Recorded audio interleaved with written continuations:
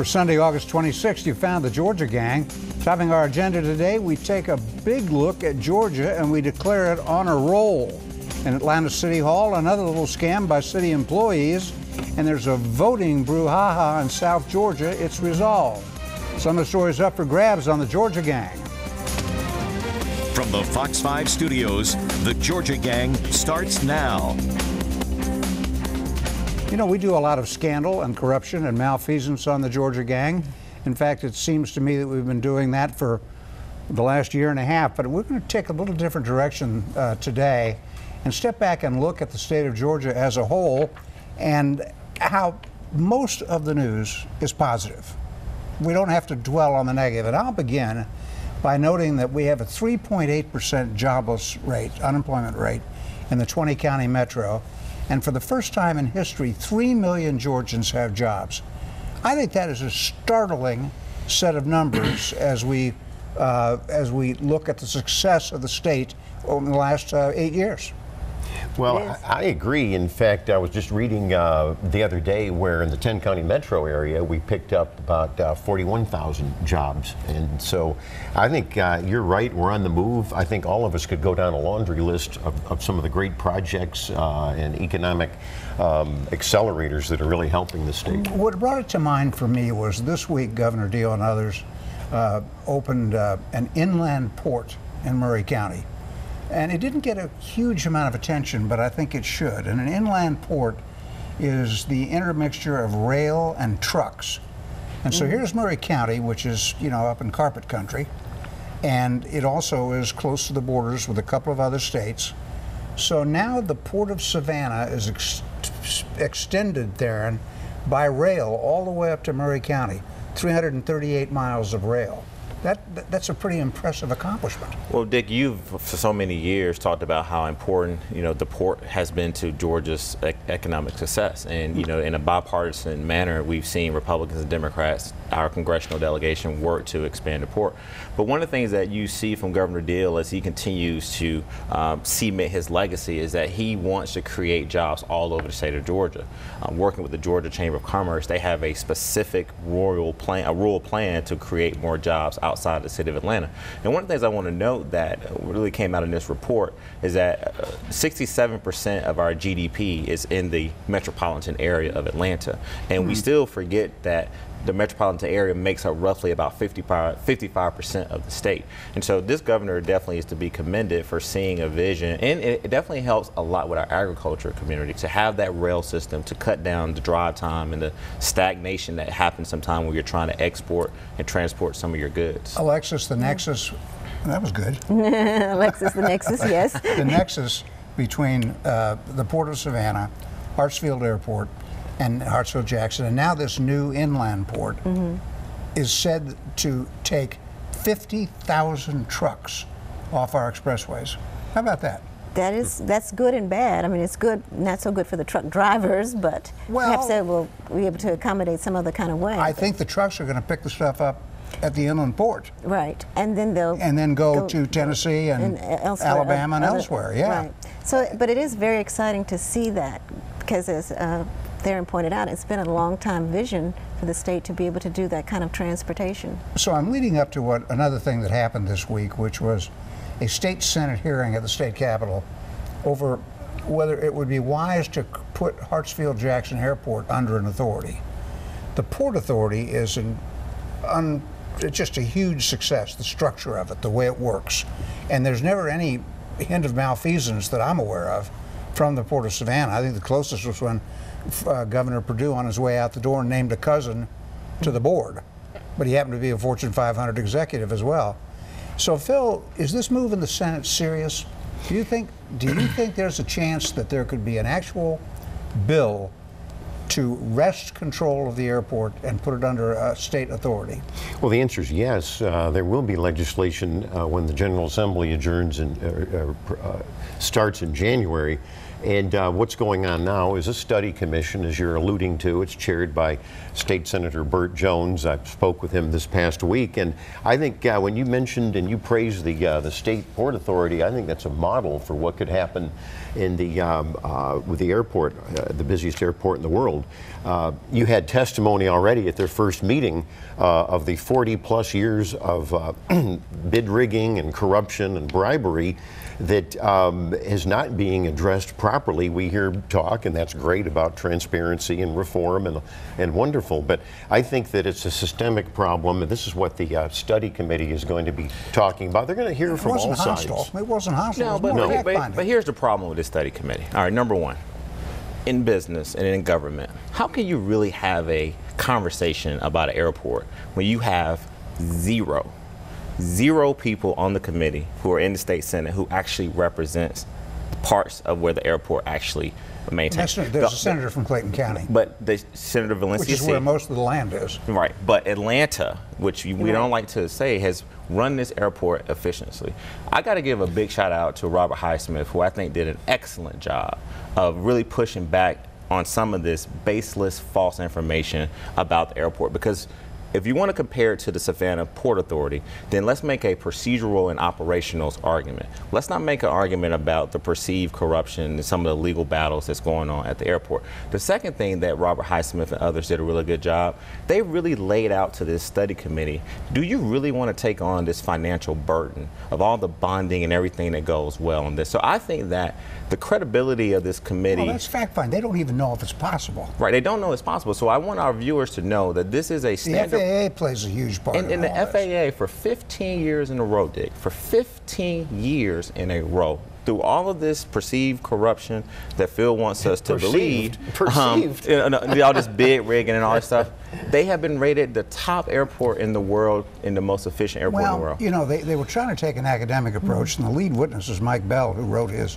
doctoral dissertation at the University of Georgia over the need for airports to be run by authorities, not politicians. Right. And it all comes down to politics anyway. And Bell pointed out how many people have gone to jail over the years because of corrupt practices at the Atlanta airport. But also, it's a fact. But hold on, don't come That's out. the heart The of other it. thing about that came out in this report, because it's this notion that some of our state leaders want you to believe that you need this state authority. The majority of airports in this country, an overwhelming majority of them, are ran by cities and counties.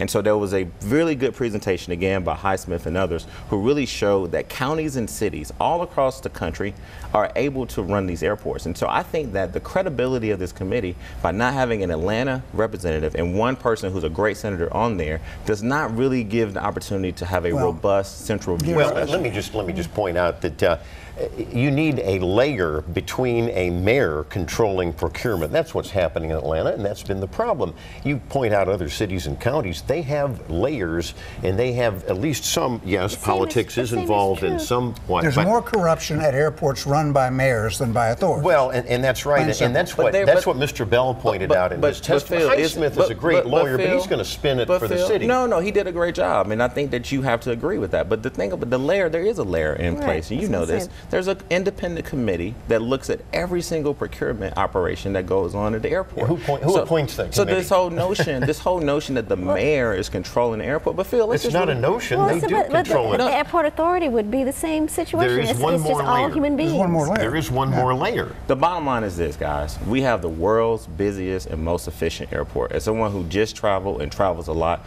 we go to other airports, and there's nothing like the experience that people have at the airport. That has nothing to do with procurement and bid rigging and corruption and bribery, which has been exposed. But you don't need an authority to address the procedural and operational challenges that they're doing that, and I think that they're getting that together. As I understand it, at the September hearings of this Senate committee, they're going to hear from actual victims of the corrupt practices out there, people who lost out on contracts in which the bids were rigged. And I think the state is honestly looking at the success of the Port of Savannah and the absence of corruption, saying, why can't we do that here? And look at the World Congress Authority, another great example. Exactly. And so you just praised the Port of Savannah and its authority, and now you don't want it here. No, don't put words in my mouth, Phil. Don't do that. What I'm telling you is this. Why would you change something that is working so successfully? But it's not. It is. It's the focus of a federal corruption You don't probe. get a chance to make that call, Phil. The FAA, they trump your opinion. No, about the that. FAA is looking. All right? The FAA is looking at the diversion of funds. That's Absolutely, exactly right. they are. But this is with any authority. They're doing well. And they will You be guys more- don't want to admit that this is an efficient airport. And it's another layer of bureaucracy and money. I think it's about money because is you know about how money. much money the guy who runs the Port Authority makes? Well, it is about Like money. I don't 3 know. or 4 times much Sure. as the airport. I don't see what. And why do we need to do that? Why do we need to spend that much Exactly. money? Like Because there are bid riggings that have gone on in the past, and the bids are tailored for favored companies like Kasim Reed did. But You you don't know think what? that happens at the state? You don't think You know, that it some- happens all you, over. Hold on. It Okay, happens say all- that. what's though. the It point has of it? happened. Well, I With- just with did it. Say that. I'm against contracts. corruption Okay. everywhere. You don't think it happens Are in you? Gwinnett County? I'm against You don't think it corruption happens in everywhere. Fulton County? Absolutely. That has So nothing why- to do You don't with think the it happens in airport. Cobb County? There's corruption Why, everywhere. Okay, why say is that that. going to make a difference? That has nothing to do with what we're talking about on this topic We're with trying the to make airport. Hartsfield bigger and better, and we don't have time to get into the other aspect of the committee's work, which is we need a second airport, We That's do right. not need a which second Atlanta airport. and Delta say we Every don't. major city, you just heard the population figures, Theron. This would help with traffic around the 10-county metro Atlanta Right, if we had something in Paulding County. We got to get out. When we come back, another huge project for the city, and that would be the proposal to develop the Gulch. It's big. Stay with us.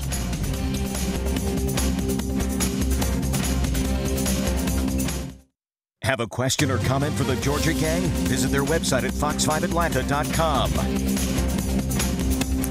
Atlanta Mayor Keisha Lance Bottoms keeps trying to make her administration more transparent and make it work more with the public. She announced a couple of new initiatives on that this week. But in the meantime, the council is finding its footing and saying, we've got a lot of questions for your administration, especially on this Gulch financing, Alexis.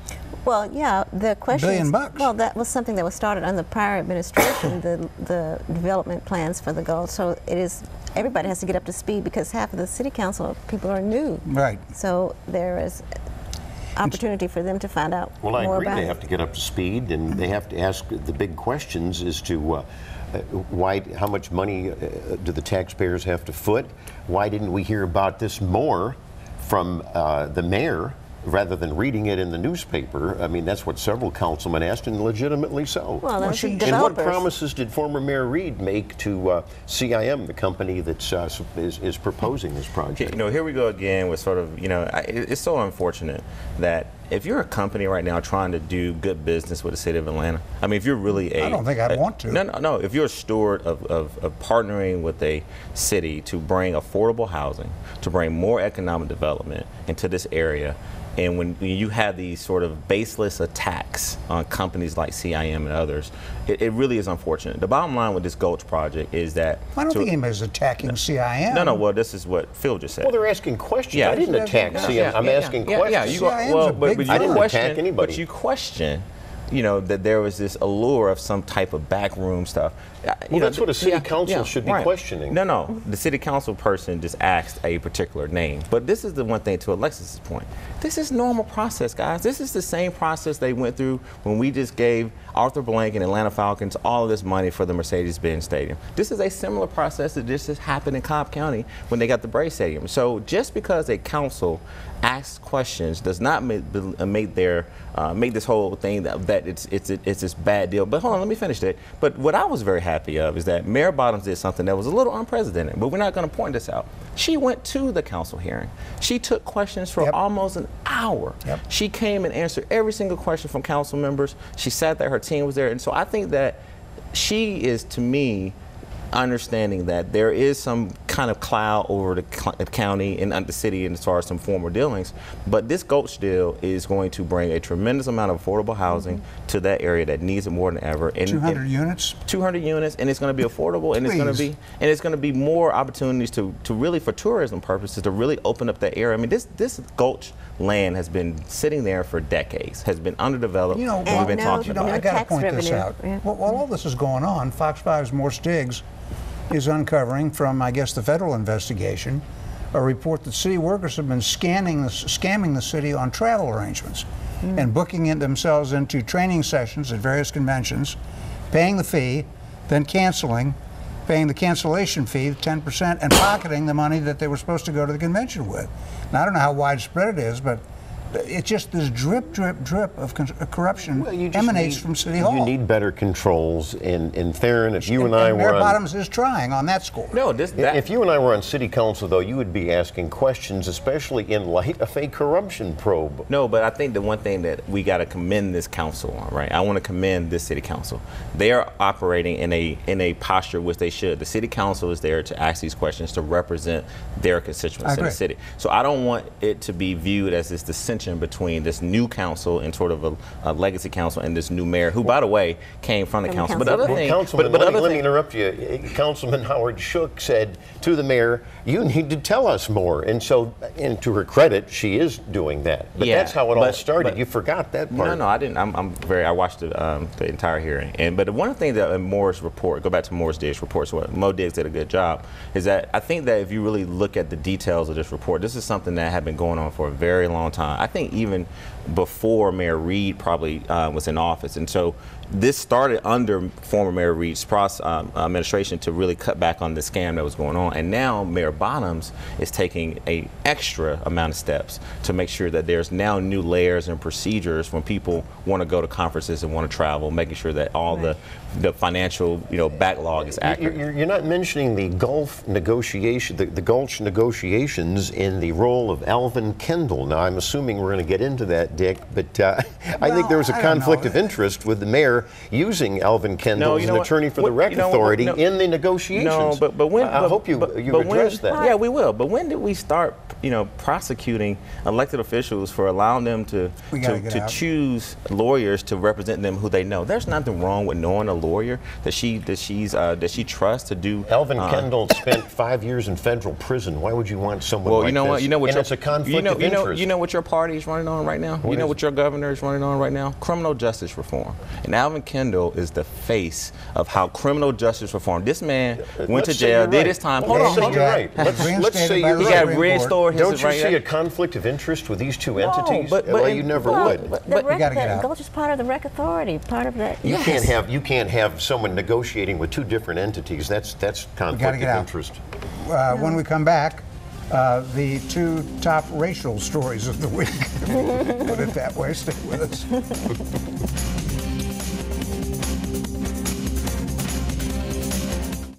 Have a question or comment for the Georgia Gang? Visit their website at fox5atlanta.com. Even in 2018, people do stupid things on race. They say shameful things, and then they are subjected to ritual shaming in public. And I would think that we have two examples of that this week. The first being the superintendent of the Beaufort City Schools. It's a $300,000 a year job. I don't think I'd want to jeopardize that, but his name is Guy Hamby, and he is on administrative leave while they look at a tape recording in which he allegedly repeatedly uses the N-word. I can't imagine a school superintendent doing that. No, it doesn't make any sense at all, but there you go. If he did, it's shame on him. But how do they know it's his voice? Do they know? Well, the reason they allege, and we want to be clear on this, we're not accusing this superintendent of doing anything, right? But from what you've heard on the tape, it's alleged that this sort of these comments were made after some minority contractors did some work in the school system, and I think that this ongoing litigation has reached its way up to the circuit court.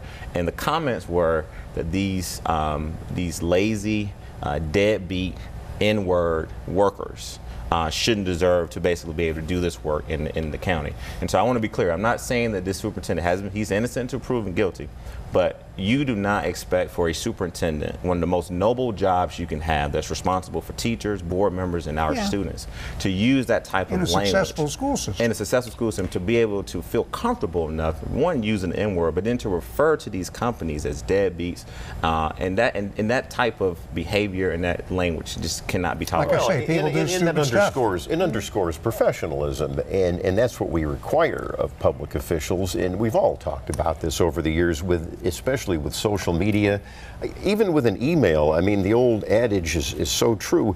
Don't do even an email because you just expect someone's going to read it. Now, the other point too is that the cause for the row came from an older I guess, classroom worker who wanted to include the pre-desegregation logo of the black high school that got obliterated in the desegregation. And then after that, all heck broke loose. But how did she obtain the tape recording? There's a very strange story. Let me switch to the other big racial brouhaha of the week. Yes. And it's related to the governor's race. And I've watched it develop all week, and it started last week when we taped, as a matter of fact. And that's the closing of the polls in Randolph County, one of Georgia's poorest counties in southwest Georgia. And on Friday morning, the elections board there met and just diffused the whole thing by saying, okay, we're not going to close the precincts. But they also fired the consultant who recommended that they close 7 of the 9 precincts. Well, he'd already made his recommendations. I don't know that firing him was the right. But they're trying to tie this to Brian Kemp's campaign for governor. And in the reporting, Channel 5's Will Nunley went down to Randolph County, and he found that in some of these precincts, only single-digit votes were cast. They weren't heavily used precincts at all. Well, why wouldn't you close a precinct where the voters were fewer than 10? You and then would. The other one is, Phil, I want to make this case while I can. They're going to close 7. 5 of those precincts voted for Donald Trump.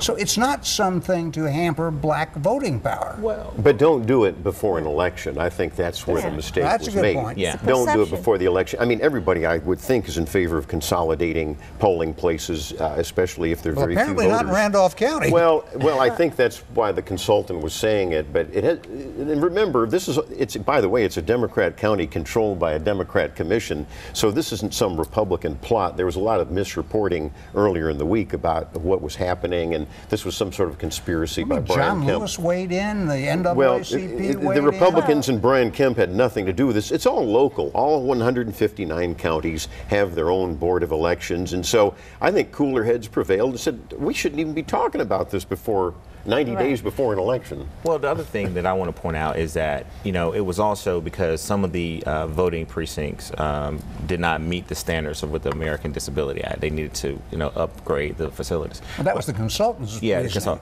But this is what I want to say. I think that the media and others made it about race and about partisanship. The bottom Well, line. the Democrats did. No. It was, but then This I think. was coming out of DuBose Porter and the campaign of Stacey Abrams. But hold on. But then when you are in the midst of over 70 days from a big gubernatorial election, I agree with Phil. You don't bring that up. You let it be resolved and converse, because when you give the optics that you're trying to eliminate voting precincts to not allow people to have the right to go express their vote, then there where you get into sort of the back and forth. And it did have to do with race. The majority of the county is black, and the majority of the county voted for Hillary Clinton.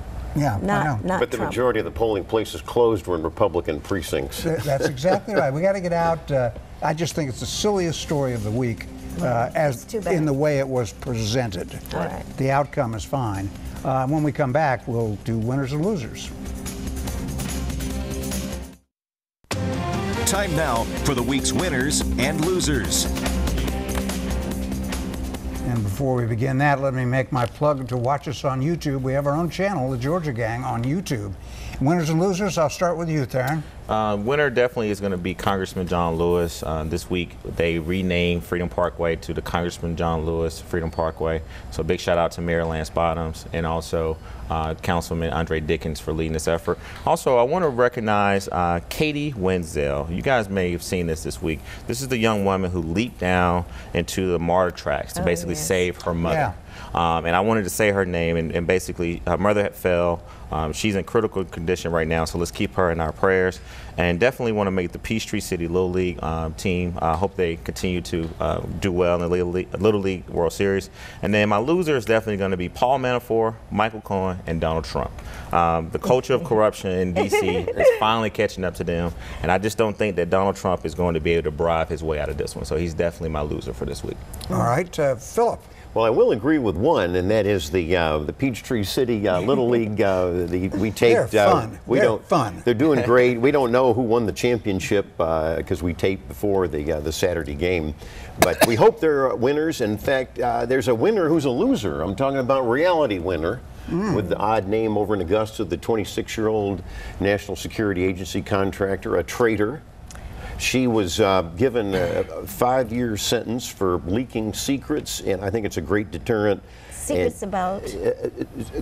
Secrets. I don't care what they're about. Okay. I don't think any secret About should Russian be leaked. interference in the 2016 election. I don't care what perhaps? it was about. I don't care. No secret should be leaked. Congratulations to U.S. Attorney Bobby Christine, who did the prosecution, and Vic Reynolds. He wants penalties for illegal bonuses like they do at City Hall. So that's my winner. All right, Alexis. Okay, I'm going to start with Mary Schmidt Campbell. She's the president of Spelman College, and she has a new book out about the life and work of Romare Bearden, who was an outstanding artist of the 20th century.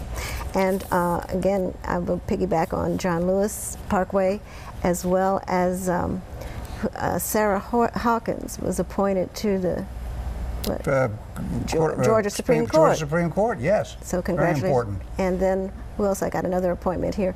Council named. God, I can't see my eye. Don't worry about it. All right, we'll We're get out of it time. next time. Okay. We'll get our I'll do it next glasses week. checked. And I've got a loser, Georgia Tech President Bud Peterson, a great run over there at Georgia Tech, but he was rebuked by the regents and the university system of Georgia for the scandal by his executives. And we'll see you next week on the Georgia Gang. The opinions expressed in this broadcast are those of the panelists appearing in this program.